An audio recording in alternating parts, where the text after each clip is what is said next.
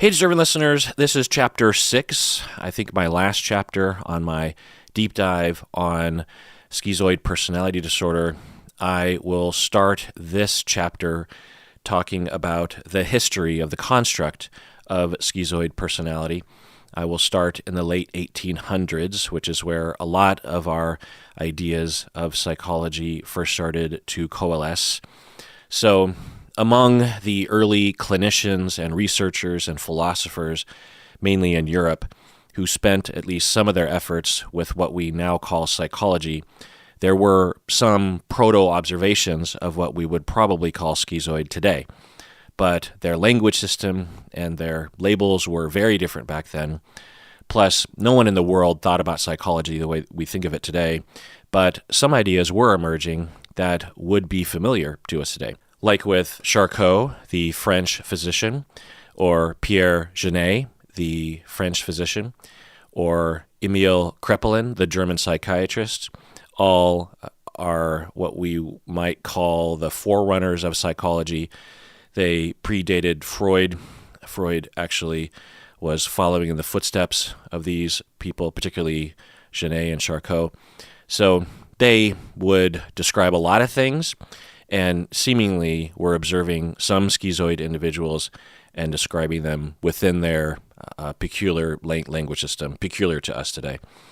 So let's skip forward to 1908, and we have Eugen Bleuler, who was a Swiss psychiatrist.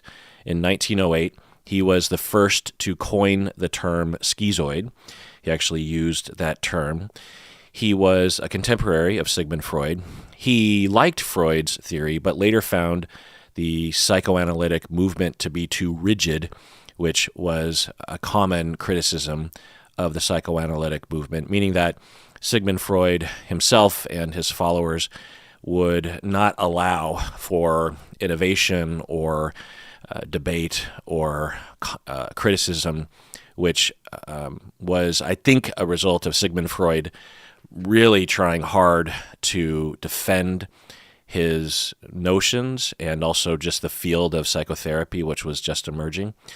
But he probably went too far by being too dogmatic, because he was pretty rigid and his followers were pretty rigid. And even after his death, even to this day, there's a fair amount of rigidity, which is unfortunate because there's a lot of innovation and a lot of new science, a lot of new thinkers.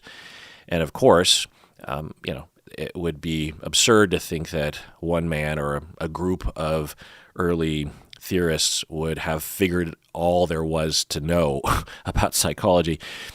Plus, Freud himself actually changed his mind a number of times. But anyway, Eugen Bleuler, and by the way, to my eyes, Eugen Bleuler, the way that I would pronounce it would be Eugen or Eugen Bleuler, but it's pronounced Eugen Bleuler.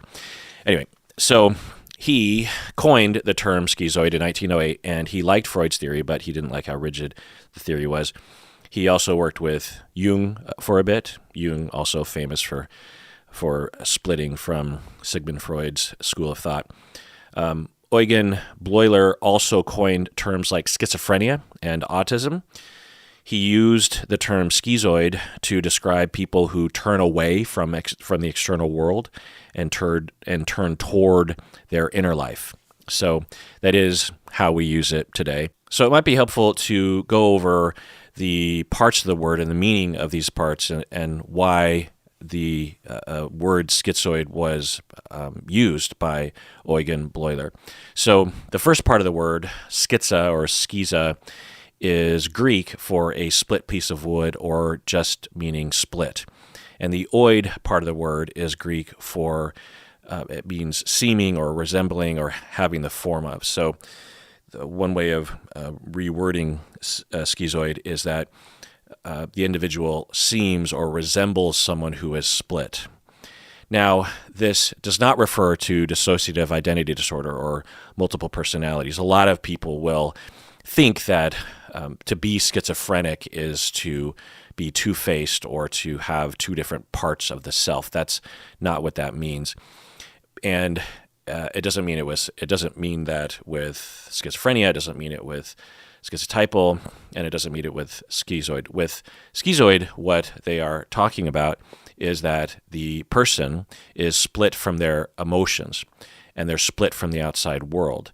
So they turn away from their emotions, and they turn away from the outside world, and they have made a split from those things to their inner world and to a world of not having emotion.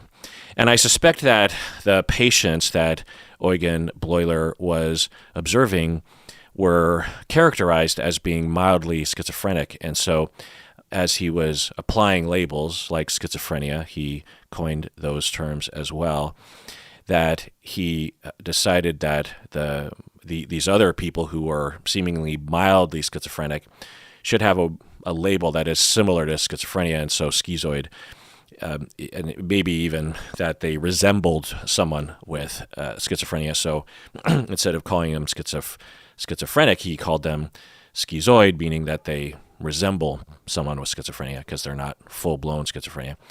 So at first, this term, schizoid or schizoid, depending on your preference, it wasn't used back in the day to describe someone with a full-blown pathology. It could be, but it could also just refer to someone who was just introverted or shy. So back in the day, schizoid or schizoid was a label used to describe many, many more people, like 10, 20% of the population might be schizoid according to that early definition. You might have more severe schizoid people, but back then that was the usage of that term. And I remember people using the term this way, and maybe still people do, because we don't have to succumb to the DSM definitions. We can use words in the way that we want to, depending on the circumstances, as long as we're explaining things. So with schizoid, it was used to describe people who might just be a little shy, maybe a little introverted, and all the way up to full-blown schizoid personality disorder. Now, there are a lot of terms in my field that use that first part of the word, schizo or schizo. In the schizotypal deep dive, I went over all the terms that I could find, and there were dozens of them that use this phrase, this part of the word, schizo or schizo, like schizophrenia, schizotypal, schizoid, schizoaffective, and many, many more. Schizotypy, these kinds of words, and I described all those in the schizotypal deep dive, so you can go there for that if you want to know more about that. Okay, so I'm going to next go into more of the historical figures and moments within psychology in the development of the construct of schizoid personality disorder.